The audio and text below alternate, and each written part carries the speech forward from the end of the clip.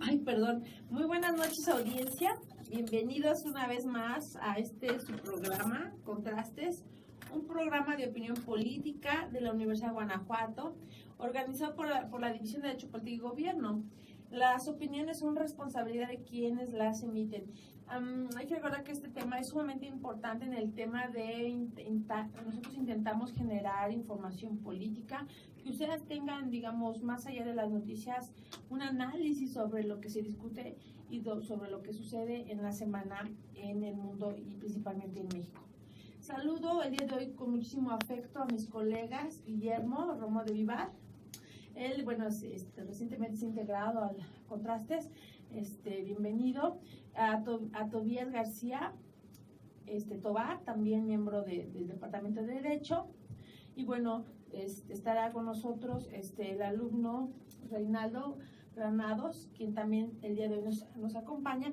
Y bueno, una servidora, que soy Aida Hernández García, del Departamento de Estudios Políticos de la División de Derecho Político y Gobierno. Los temas que vamos a ver hoy son la Marcha de la Familia, que nuevamente lo vimos este sábado, y la respuesta que da el grupo lésbico gay a esto, la suspensión de Duarte o el intento de juicio político a este presidente. También vamos a ver el tema de la aprehensión, o digamos, o querer aprender a Lula da Silva en Brasil y sus acusaciones, así como hablaremos del debate en Estados Unidos de Hillary Clinton contra Donald Trump.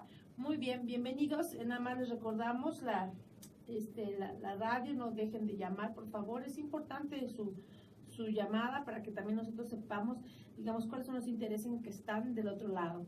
El teléfono de la cabina es 21684 y la página de Facebook Contrastes DDPG con mayúscula. Bueno, pues vamos a empezar con el tema de la marcha gay, de la marcha a favor de la familia.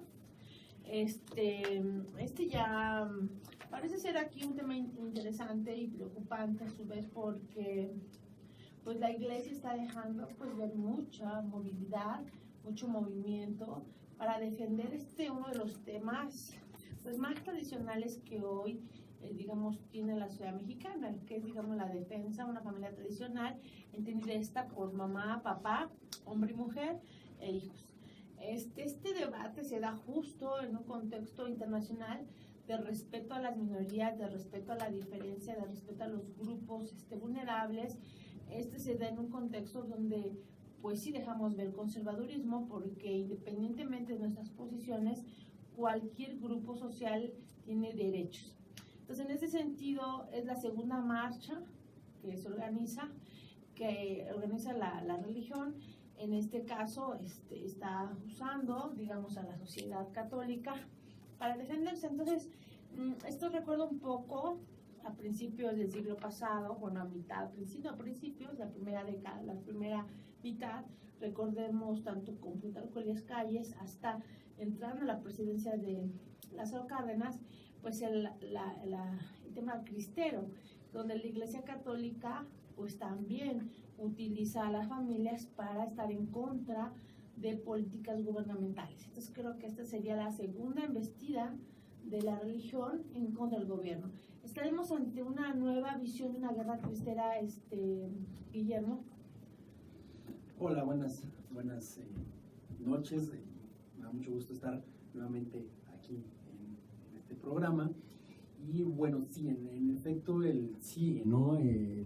toda la cuestión del debate, del reconocimiento, los derechos de personas del mismo sexo, la parte, sobre todo el matrimonio igualitario, que al final de cuentas parecía ser que era un tema que ya estaba un tanto cuanto destrampado, ¿no? Y me refiero que ya había avanzado, porque pues están los antecedentes, vaya, de que se había aprobado esta figura en la Ciudad de México, se empezó ya a aprobar en otras entidades federativas, y de repente como que creció, ¿no? Creció algo que ya se estaba, repito, que ya se había aprobado, y que de repente parece que toma un cauce, pero inclusive más allá, ¿no? de la la cuestión jurídica que debería de ser la cuestión de derechos de minorías, y es precisamente en esta parte, ¿no?, donde entra toda la cuestión de pues qué actores verdaderamente están interviniendo en este tipo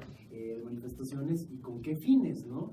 Porque va definitivamente de que va más allá de un reconocimiento a lo que es una igualdad contractual en el ámbito civil del matrimonio, definitivamente va más allá, ¿no? Leyendo algunos publicados de abogados contemporáneos, como Carbonell, entre otros, señalaban eso. Bueno, es que no hay marchas que puedan ir allá en contra de lo que está pasando en el Estado, de lo que está pasando con la gente desaparecida, con la violación de determinados derechos, con la falta de seguridad que hay, y vaya, se enfoca de repente todo y se concentra en una marcha que va más allá, ¿no?, de ver por la familia, sino también como de ir en contra, ¿no?, de cierto reconocimiento a las personas que tienen una preferencia sexual, en este caso hacia personas igualmente de su mismo sexo.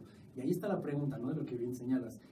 Uno de esos actores que están ahí inmersos y reflejados en esta parte, pues es la parte de la iglesia, del clero, entre otras asociaciones, pues que aprovecharon, ¿no?, esta parte cultural, esta parte de discusión y de debate, bueno, para formar parte, ¿no?, e intervenir de manera directa o indirectamente. Pero fíjate, yo no creo que aprovecharon, yo creo que la organizaron. O sea, hay una actuación muy importante de Norberto Rivera,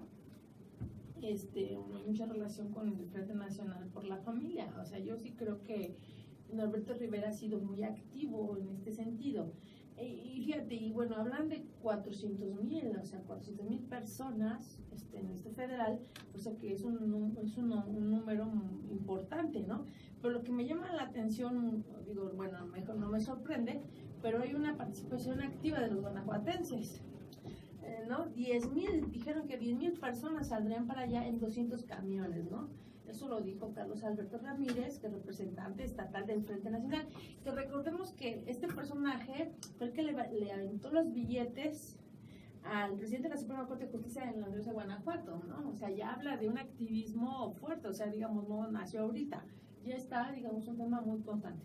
Entonces, digamos, está la sociedad muy fuerte y creo yo que está organizada desde la iglesia. O sea, la iglesia no aprovecha, la iglesia organiza, está detrás de este frente, está detrás de esta organización, y me parece a mí que esto es peligroso. Tobías, estaba cuestionando aquí a Guillermo si esta embestida de la Iglesia Católica disfrazada, ¿no?, de un tema social por el Frente Nacional por la Familia, podemos compararlo con la guerra cristera, digamos, una guerra cristera de hoy, ¿no?, que es en contra de este grupo, pues, de homosexuales, ¿no?, desafortunadamente. Bueno, quizá hablar de una guerra ya de por sí es complicado y es fuerte, es una palabra muy, muy fuerte, que implica un grado de escalamiento de un conflicto social que impide buscar mecanismos democráticos para lograr solucionar ciertas diferencias. Sí me parece que estamos frente a una situación que en los años recientes es una de las fuentes de diferencia de las percepciones conservadoras de una visión de la realidad que hemos tenido de manera recurrente, porque los nuevos paradigmas y las nuevas formas sociales nos obligan a interpretar y reinterpretar nuestra realidad y las formas de convivencia entre los grupos y los diferentes colectivos humanos. Sí existe evidentemente un alto grado de presencia de la Iglesia Católica en este país y en Latinoamérica. No es vano que en las últimas décadas los papas, los jefes de la Iglesia Católica, hayan venido a México con frecuencia. Este es un hecho que tiene que ver con algo que ellos mismos sostuvieron. O sea, la fe de los mexicanos, por lo menos en términos de actuación externa, es evidente. O sea, todavía el volumen de católicos y lo que esto representa incluso en otros términos, como podría decir alguno otro de los analistas en términos económicos, es importante. Sigue siendo una organización con un alto grado de penetración social, sigue siendo una organización muy influyente en la toma de decisiones, porque además incide en todos los grupos sociales y en todos los grupos económicos. Se está polarizando la situación en el país. Yo creo que esto también obedece a una exigencia de la propia Iglesia Católica de reivindicar sus principios y también de ocupar un papel que durante algún tiempo estaba comenzando a perder. A mí me parece que lo que está haciendo el Papa Francisco es abrir las puertas a diferentes segmentos. Digamos que es uno de los papas que está mostrando, por lo menos al inicio de su ejercicio, una visión distinta en torno a diferentes temas polémicos, que no a todos los católicos está gustando.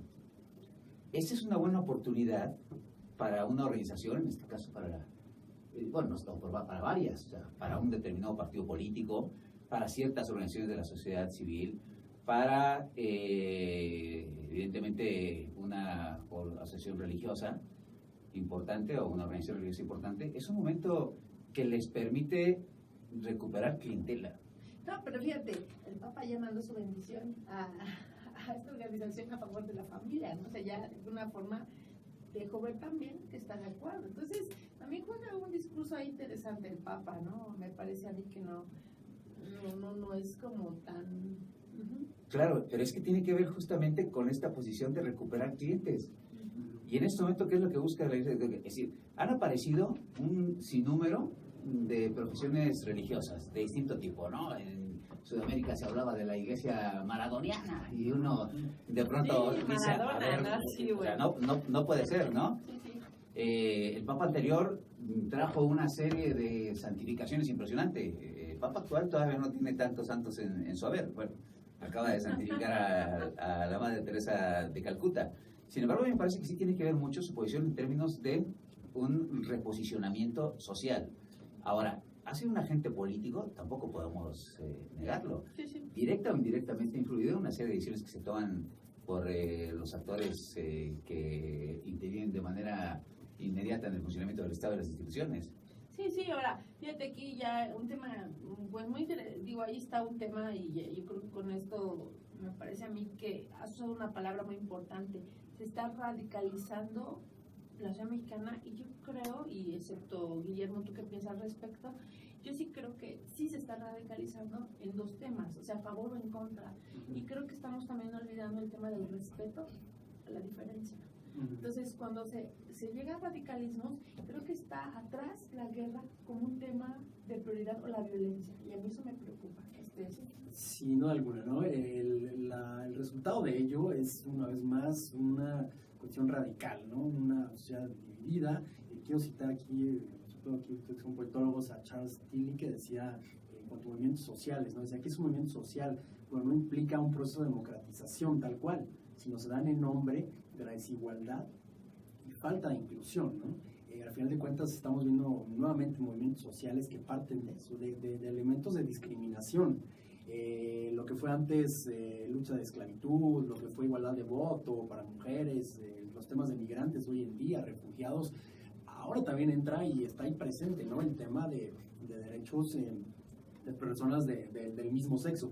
Y el punto es esa pregunta, ¿no? Que dicen, bueno, están exigiendo un trato especial, están pidiendo derechos especiales, cuestiones de preferenciales. No es así. Es simplemente un derecho básico de ser partícipes en condiciones iguales, ¿no? Igualitarias, en un mismo plano, en un suelo igual, parejo para todos. Repito, lo crítico es esa parte, la parte de discriminación que sigue presente en ello, en estas personas, donde se requiere, por un lado, el apoyo de la ley, las cuestiones legales que se están dando en base a esta reforma, pero no va a tener ningún caso porque no es una cuestión aislada. Por otro lado está la sociedad, ¿no? Y es precisamente en este punto lo que tú mencionas, ¿no? Una sociedad que está siendo muy radicalizada y que se está causando pues un daño, ¿no? Muy fuerte. Sí, fíjate, apenas la Universidad de Guanajuato, junto con el Instituto Electoral del Estado de Guanajuato, levantaron una encuesta y curiosamente el grupo más discriminado es del mismo sexo, o sea, es el más discriminado. O sea, no hay otro que se le parezca en ese término. El tema de la adopción no aceptada. Entonces, yo sí creo que se está cometiendo aquí un tema en contra de este sector, porque también tiene derechos igual que todos. O sea, yo sí creo que la discusión ahorita debería de ser, garanticemos los derechos y veamos cómo lograrlo. Y la discusión es no les demos derecho. Entonces, ahí yo creo que está una situación muy radical. Vamos a ver cómo... Ajá, sí, pues bien. Sí, yo me pregunto en este momento cuál es el siguiente paso, porque efectivamente estamos teniendo estas manifestaciones, estamos teniendo estas salidas a las calles con temas de variopinto, y aquí está en juego una concepción cultural predominante, pero también está en juego una nueva concepción en términos del Estado de los Derechos, en donde efectivamente todos los seres humanos deben de tener garantizada la dignidad, Claro. su vida digna en un Estado posmoderno como el que tenemos. El gran desafío es ver cómo se van a procesar estas tensiones y qué es lo que tiene que hacer el Estado mexicano, pero la propia sociedad, hasta dónde tiene la posibilidad de ir comprendiendo y de aceptar, ¿no?, la exclusión de la discriminación, eliminar toda forma de discriminación contra todo tipo de preferencias, de orientaciones, de color, etcétera, como lo consagra la Constitución. De etnia, Exactamente. de género, Cualquier tipo, que de son varias. discapacidad. Así es. Que no es un proceso terso. No, O sea, no. en realidad esto no es algo que vaya a cambiar en 1 o 2 años o en 3 años. O sea, estos cambios culturales son profundos. Reconocerle el derecho a todas las personas, especialmente a grupos vulnerados, a grupos tradicionalmente excluidos, no puede transformar la forma de percibir la realidad de la totalidad de la sociedad mexicana. ¿Hacia dónde vamos? Yo sí creo que nos vamos dirigiendo a una mayor apertura de la percepción en torno a que todos tienen sus derechos, pero que habrá que buscar cuál es la intervención que debe tener el Estado. Claro, ¿cómo asegurarla, no? Es decir, que cada quien pueda tener sus pensamientos, pero que el Estado no pierda, reivindique y asuma a plenitud su laicidad. Eso sí es muy, muy importante. Si alguien tiene un concepto de familia y eso desarrolla en su entorno inmediato, respetando a los demás y siempre y cuando no violente normas, eso es correcto. Finalmente, de lo que se trata es que el Estado garantice que cada quien ejerza sus derechos, sus libertades y su personalidad como lo quiera.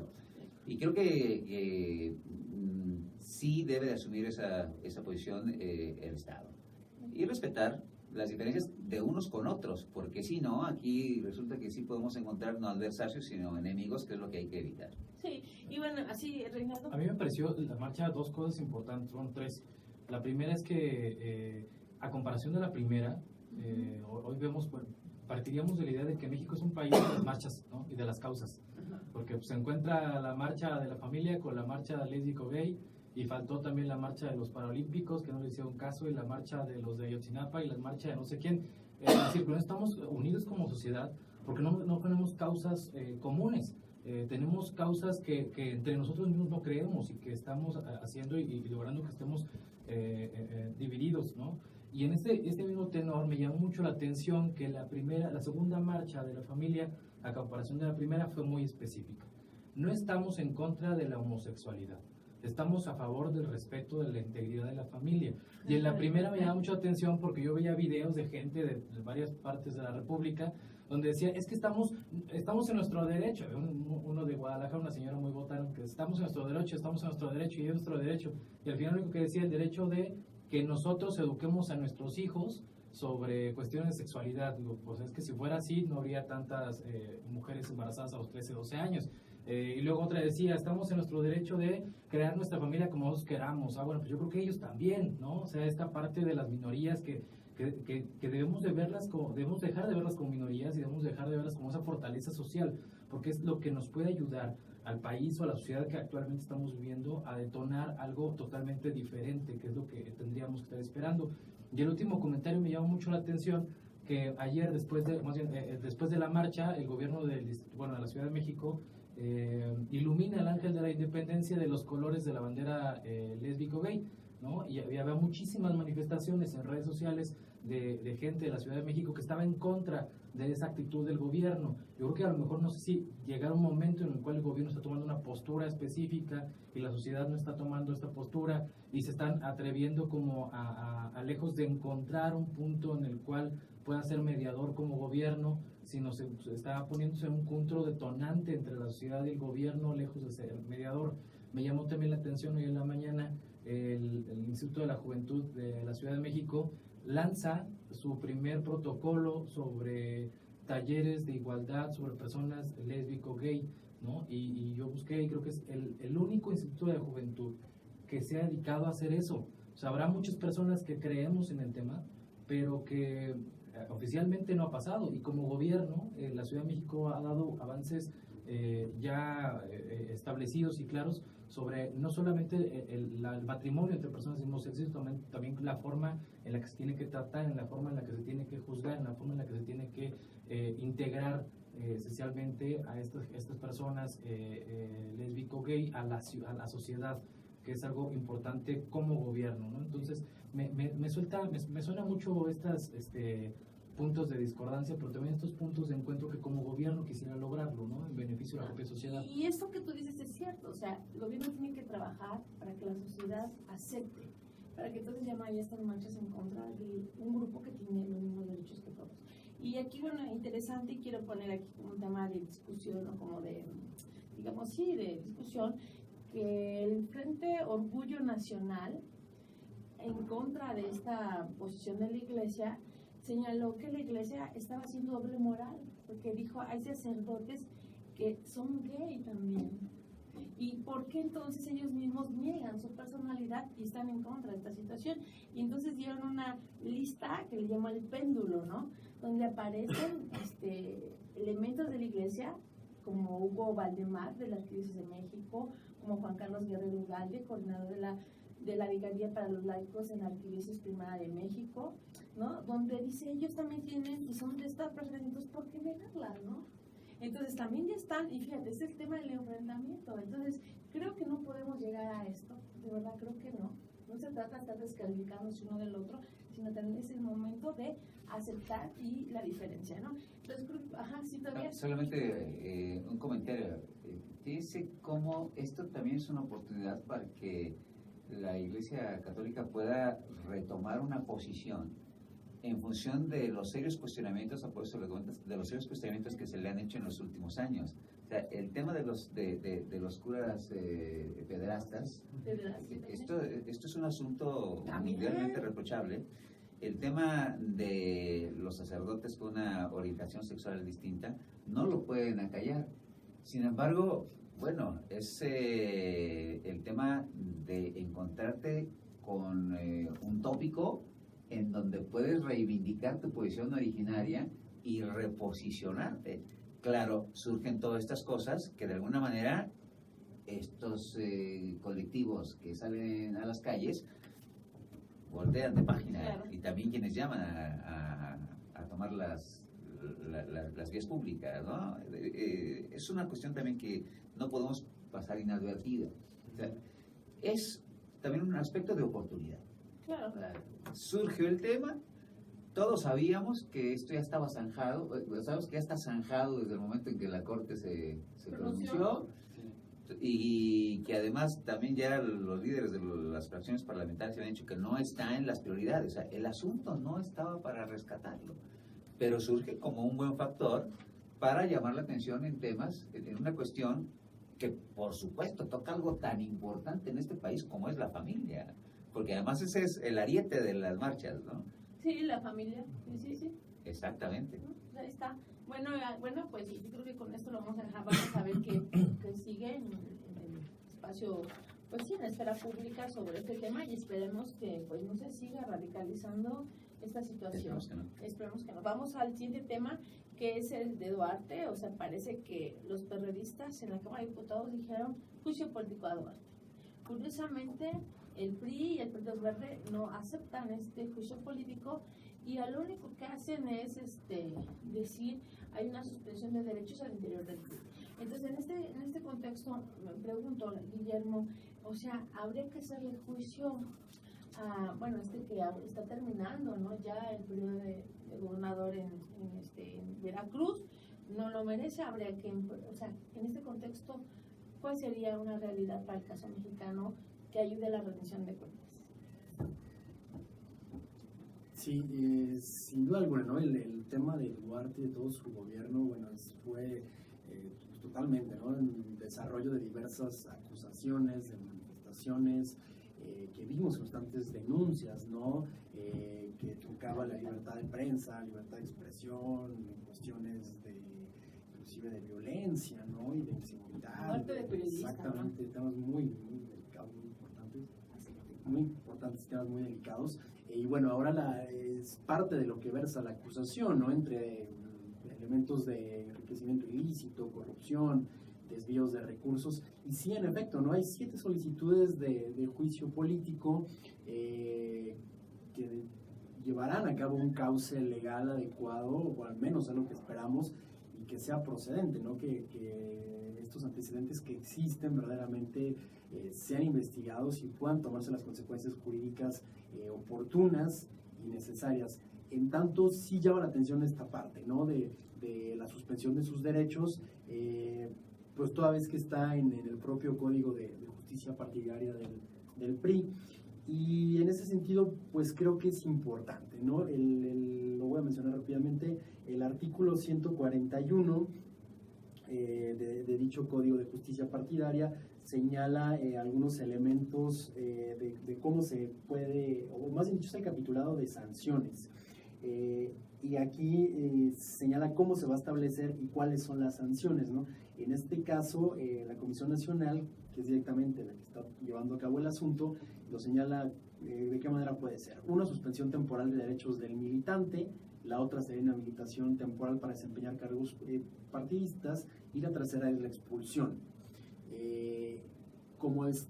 Va a empezar un procedimiento, o como está sujeto a un proceso penal, todavía no puede ser expulsado. Pero es que ese es el punto, o sea, lo dices muy bien. Mira, en la Cámara de Diputados, o sea, se pretendió pues hacer el juicio político, pero digamos en la bancada del PRI y el PRI y el Partido Verde no aceptaron. Entonces después ellos dicen no podemos expulsarlo porque no tiene, digamos, no se le ha levantado un juicio político. Pero, entonces digo, pues eso es contradictorio, ¿no? Porque por una parte no lo permiten y por otro no lo expulsan del partido. Pero yo sí creo que actores como sí creo que tendrían que hacerle un juicio político de todo lo que hicieron, y tendría que dar, digamos, respuesta a todo lo que hizo. Ahora, en este caso, el siguiente gobierno para Veracruz, Yunes, él dice que cuando llegue, pues sí va a ser, digamos, le va a hacer juicio a Duarte, pero bueno, esto es a futuro. Reinaldo, en este sentido, o sea, digamos, yo creo que habría una expulsión, debería de haberlo del PRI, o un juicio político, ¿no? ¿O tú qué piensas? Pues debería haber una expulsión, debería haber juicio político. Yo quisiera preguntar a todos aquellos priistas que estaban en contra de Padre, de Sinaloa, a todos los gobernadores que no son priistas, que no fueron priistas y que fueron catalogados como rateros, corruptos y demás, y que siendo gobernadores pedían juicio político, destitución, expulsión, etcétera, etcétera, etcétera, etcétera. ¿Por qué esos gobernadores no hacen eso? Digo, estamos hablando de uno, faltan otros dos, ¿no? Que ya dijeron, vamos a tratar el caso, vamos a tener el tema, ¿no? Pero no han dicho qué va a pasar. Digo, en peor de los casos, mejor de los casos para ellos es lo expulsan del partido, y ¿qué pasaría? Entonces me lavo las manos, ¿no? Ya la Cámara o el gobierno o el Poder Judicial del Estado de Veracruz o la Procuraduría de la República se pueden encargar del tema, pero bueno, yo ya me lavé las manos porque ya lo expulsé como militante. Pero es un gobernador que fue representado por su partido, que fue llevado al gobierno a través de su partido, un gobernador que llevó al PRI a tener una fortaleza dentro de Veracruz, que después, pues el propio Veracruz reaccionó de manera distinta, ¿no? Muy las elecciones, el resultado de las elecciones fue muy diferente, pero sería muy importante ver que el PRI asumiera el lugar que debe de asumir, el lugar justo de no solamente sancionar a Javier Duarte al interior de su partido, sino también buscar todas las oportunidades para sancionarlo al exterior y ver qué ha pasado. Insisto, claro. Recordemos cuál es el estado que guarda Veracruz de manera general, social, económica, seguridad. Esta parte que tiene Veracruz muy atrasada en comparación a muchos estados, a través de que es un estado rico por la petrolera, pero no se ven. Eso, bueno, para el gobernador igual sí se vio, pero para los que habitan en Veracruz no es palpable, ¿no? Entonces, debemos de analizar también cuál va a ser el resultado de un debido proceso hacia Javier Duarte, si es que si existiera, y si existiera, entonces pensemos cuál sería un resultado también para César Duarte de Chihuahua, ¿no? Un gobernador banquero, o para el gobernador de Yucatán, que le están exhibiendo un chorro de propiedades y que todos son pristas. Digo, está hablando de uno y se están fijando en uno, que ese uno, si bien ha hecho muchísimas cosas para resguardarse, quiso poner a una persona que fuera de su confianza y que revisara sus cuentas públicas y que le dijera, pues está bien, ¿no? Mi cuate el gobierno no pasó nada. Quiso pues también la matanza de periodistas durante todo su sexenio, en fin, varias cosas que han ocurrido en Veracruz y que seguirán ocurriendo siempre y cuando no pase. Yo creo que el reto, sin mirar el tipo de color del gobierno que venga, el partido que vengan, el reto de los gobernadores entrantes deberá ser eso, ¿no? Que es lo que le faltó al Bronco, justo tener o cumplirle un proceso a estos gobernadores salientes y que cumplan con el cometido que quisiera ver los ciudadanos, que verlos pagando pues la injusticia en la que está cometiendo. Sí, digo, ahí el Bronco la tiene un poco más difícil porque no tiene la Cámara de Diputados a su favor, digo, no tiene ahí, ¿no? Pero vamos a ver con Yunes. Yunes no está en las mismas condiciones que el Bronco, vamos a ver si cumple con eso que prometió. Pero ahí, digamos, Tobías, la Cámara de Diputados tiene digamos, el derecho constitucional de juicio político. ¿Por qué el PRI no permitió este juicio político a Duarte? Digamos, hay un miedo a que la sociedad mexicana se acostumbre a pedir juicios políticos a los gobernantes que no hacen bien su trabajo. Bueno, lo cierto es que las peticiones de juicio político no son extrañas, porque en cualquier congreso, así es, incluso aquí en Guanajuato de pronto escuchamos dictámenes de que se declara improcedente la petición de juicio político entre tal o cual funcionario. Ya, es un tema. O sea, no es raro. Lo extraño es aplicar sanciones derivadas, primero de iniciar los juicios políticos, eso sí es poco usual, pero fíjense que no tendría que quedar solamente en un juicio político. Aquí tenemos el juicio de la prensa, que es muy importante en todos los países.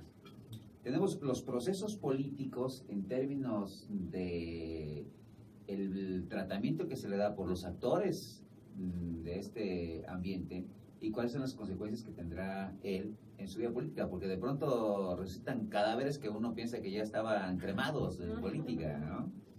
Estaban realmente cremados políticamente, pero... y tenemos los procedimientos que establecen la Constitución y las leyes para poder sancionar de distinta naturaleza comportamientos indebidos de servidores públicos.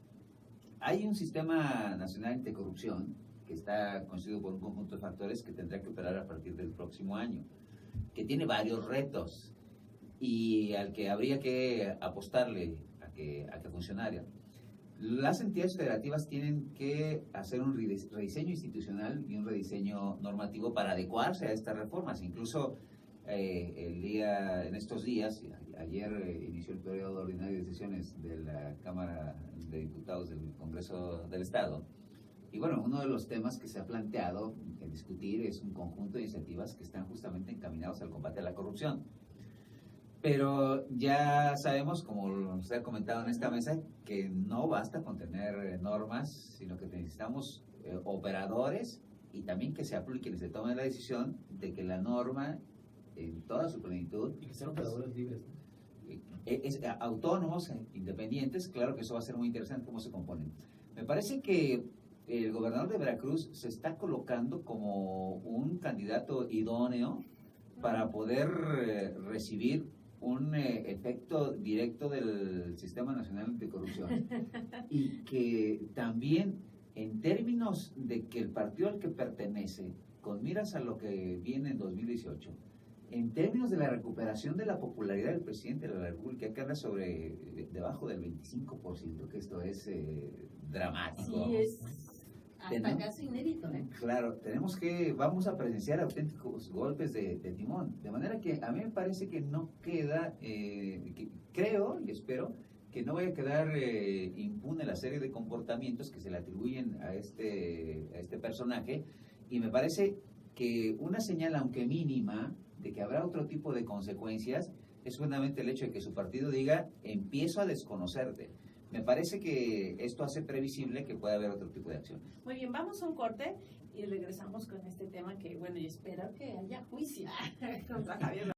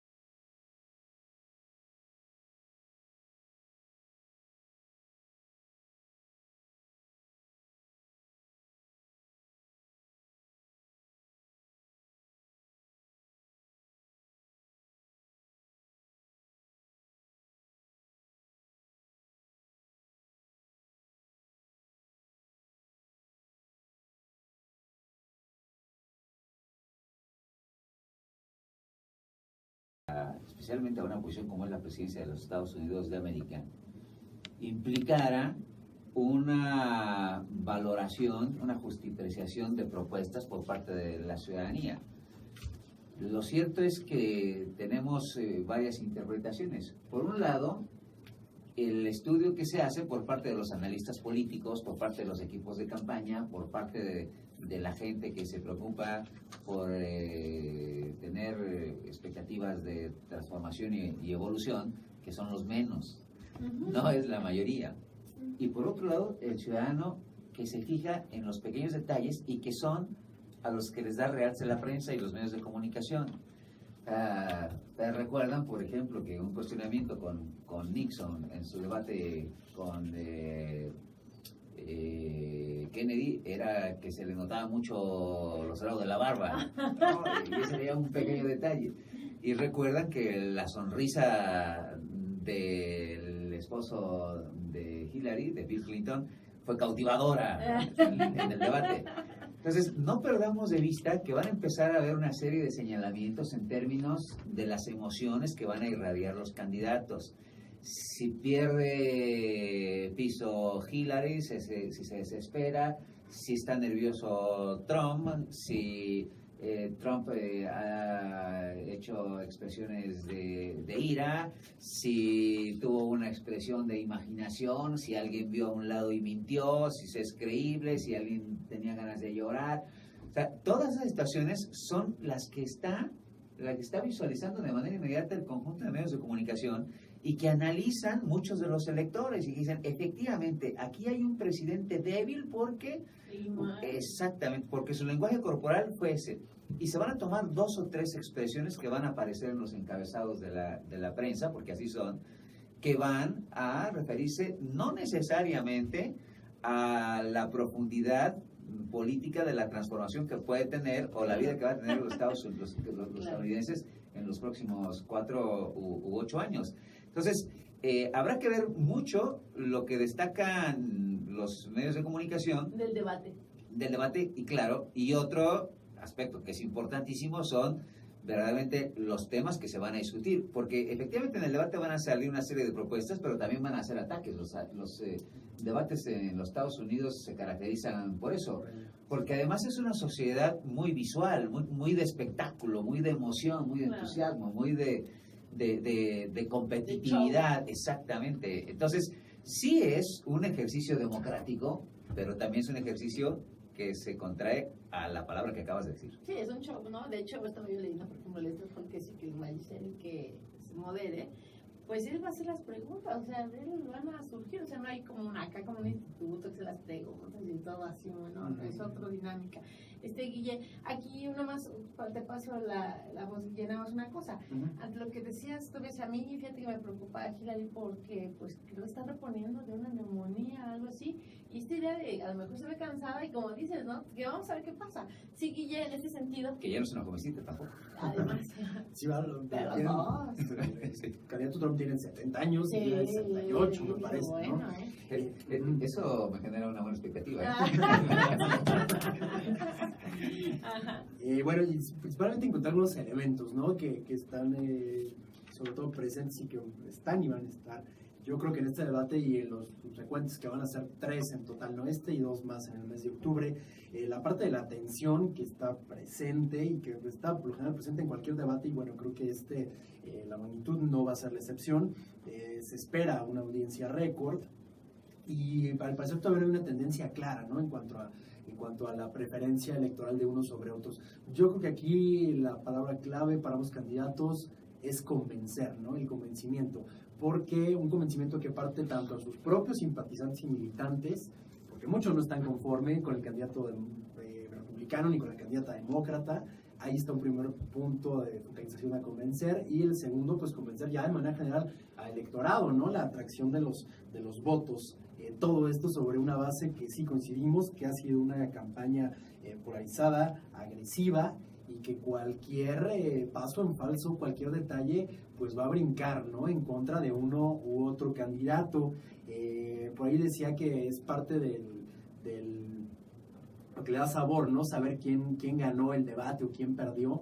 Pero más allá de ello y de los análisis que pueden hacer los expertos, pues las bases, ¿no? Citarlas brevemente sobre las que debe de recaer o para qué sirve cualquier debate en cuestiones electorales, política electorales, pues para exponer las ofertas políticas, contribuir directamente a la democracia, conocer, abrir la discusión a temas actuales, hacer un ejercicio de comparativo entre los programas que hay entre un candidato y otro, y bueno, sin duda alguna, la lucha, ¿no? Por el reflejo en cuanto a las preferencias electorales y la utilidad que pueden tener también las propuestas de cada uno de los candidatos, ¿no? Y que ojalá sea lo principal y se vea ahí reflejado en los temas que se debaten, que se van a no, por lo menos como dice Tobías, deberíamos de poner atención en eso, pero coincido ampliamente con Tobías, ¿no? Esto depende mucho de lo mediático, del show, de los medios, y desafortunadamente va a haber cosas que tengan que ver con las propuestas, y eso es lo que puede llevar digamos, a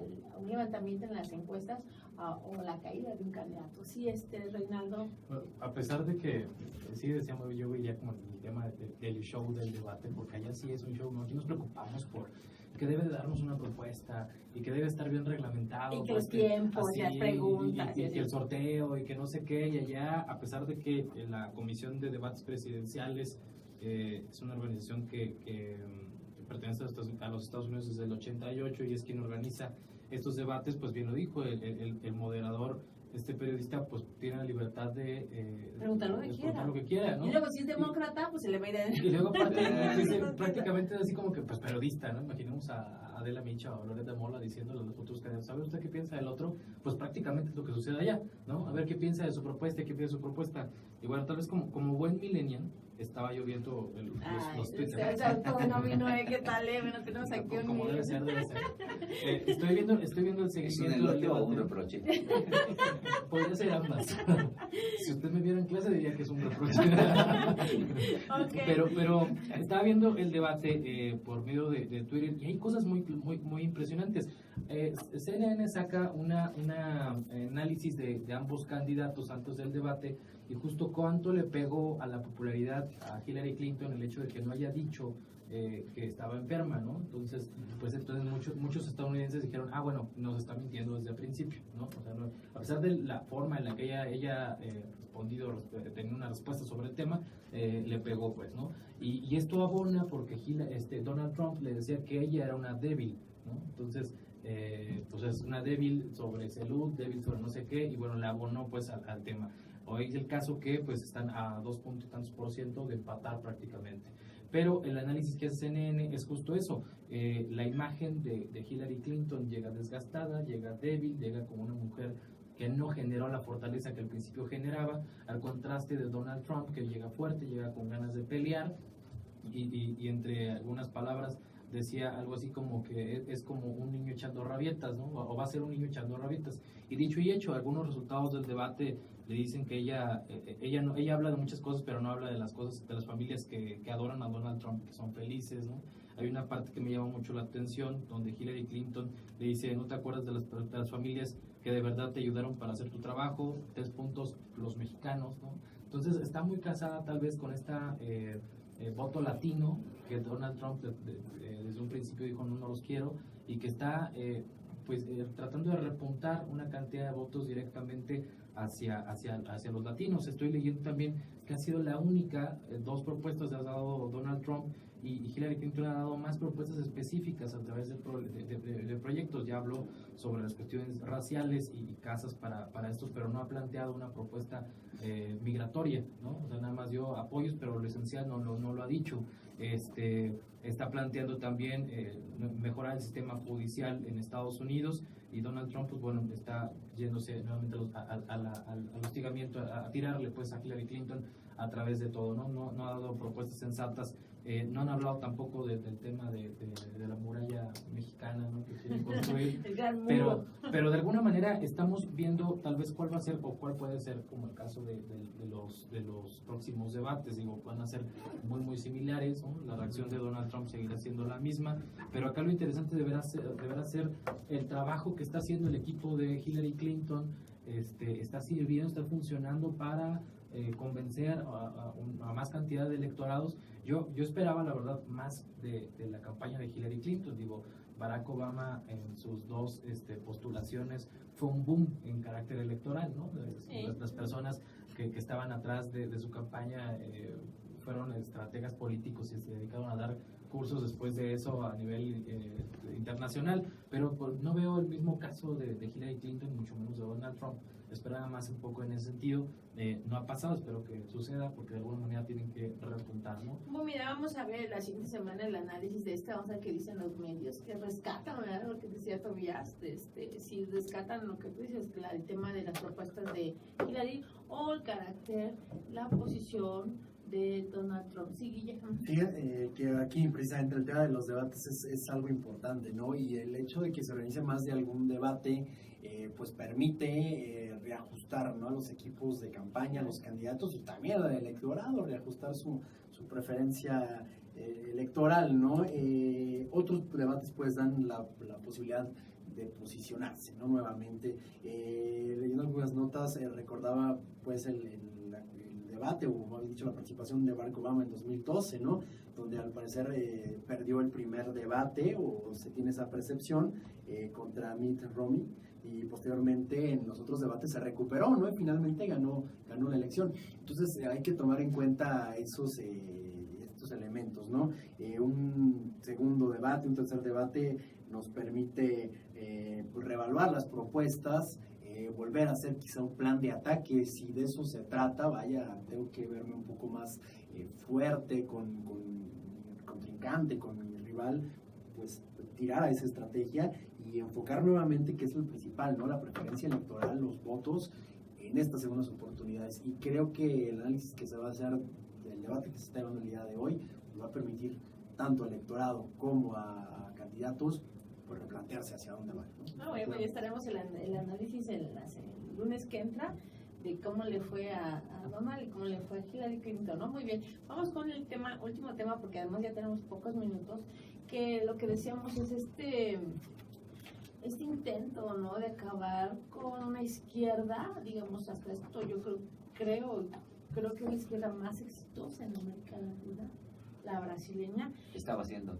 Sí, estaba haciendo, bueno, tienes razón, estaba haciendo la más exitosa, hasta que, bueno, pues, destituyen a Dilma, principalmente la derecha, ¿no? Y ahora, pues, van contra Luis Ignacio Lula da Silva. A mí, de verdad, este caso me impresiona muchísimo, porque Lula da Silva hizo muchísimo por su país.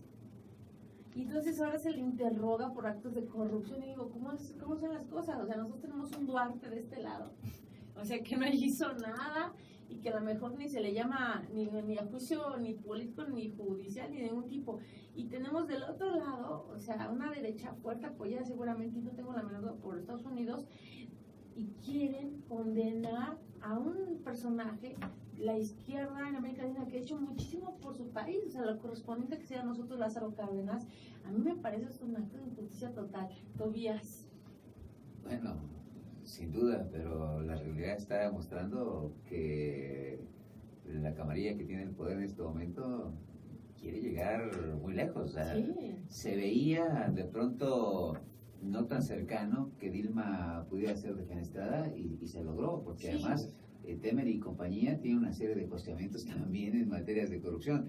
Y eso es lo preocupante, o sea, está emergiendo un lodazal en Brasil, de un lado y otro. Cierto, ¿no? Pero se han lanzado barro unos contra otros.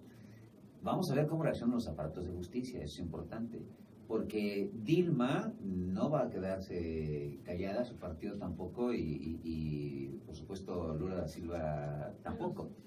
Hay que ver qué va a pasar con todos los grupos que apoyaban a Lula, con su partido, porque de pronto parecen estar siendo dejados de lado y de pronto parece ser que se refortalecen. A mí no me queda claro que cuente con el pleno y absoluto respaldo de todos los grupos que lo apoyaron y de todos aquellos que se vieron favorecidos de diferentes estratos sociales en Brasil, efectivamente, con la exitosa gestión de Lula, que colocó a Brasil en un punto impresionante. El desarrollo económico que traía era impresionante. El nivel de abatimiento de pobreza era impresionante, pero en este momento me parece que no está tan cobijado por los grupos que lo respaldaban y que además en el Parlamento, en el Congreso, pues está debilitado. Sí. Guillermo. Sí, y medir hacia dónde va esto, ¿no? La intención que tenga Lula de participar nuevamente, ¿no? En la elección presidencial del 2018, sí. Y en eso es el punto clave. Claro. La intención quizá de debilitarlo, de que no regrese, y bueno, también decía, ¿no? Cómo está la intención de voto. Ya había una intención, un voto fuerte para él, para que regresara, y en qué manera esto lo va a afectar, ¿no? Por ahí sí va definitivamente lograr regresar como un héroe, alguien que no la debe, pues definitivamente pues se va a quedar en el camino, ¿no? Hay que tomarlo en cuenta. No, lo que tú dices es cierto, o sea, en el fondo lo que se quiere evitar es que llegue de nuevo la presidencia. Entonces acabar con el socialismo único, exitoso que ha tenido Reinaldo, y con eso terminamos porque ya se acabó. Rapidísimo, también yo creo que sería importante analizar cuestión, justo lo que comentó usted, doctor, al principio, proceso que hizo el gobierno de Lula da Silva con Petrobras. Fue un proceso bueno para el país, para Brasil, y creo que desde el punto de vista ha sido como un proceso de dos maneras interesantes. La primera, cuestión administrativamente, la verdad es que frente al caso brasileño, el caso mexicano, la verdad es que nos están dando muchísimas cosas en que ponemos a pensar, porque de alguna u otra manera pues ya destituyeron a una presidenta, ¿no? Por suponer, tener algunas pruebas, y aquí, bueno, no pasa nada de eso, ¿no? Y el hecho de tener a un futuro candidato, un futuro presidente, una persona de fortaleza en Brasil, aquí en México, pues bueno, a él ya fue, no podemos tocarlo porque fue un dios, y allá aún así sucede. Yo esperaríamos ver cómo se desarrolla el proceso, sin embargo, quedamos con ese antecedente, ¿no? Sí, bueno, pero ahí lo que está de fondo es pegarle a la izquierda. Muy bien, muchas gracias, queridos radioescuchas. Les agradecemos mucho habernos escuchado. Por favor, envíenos sus comentarios y opiniones a la página de Contrastes. Y recuerden, tenemos una cita el próximo lunes a las 8 por Radio Universidad, su estación y su radio. Muchas gracias.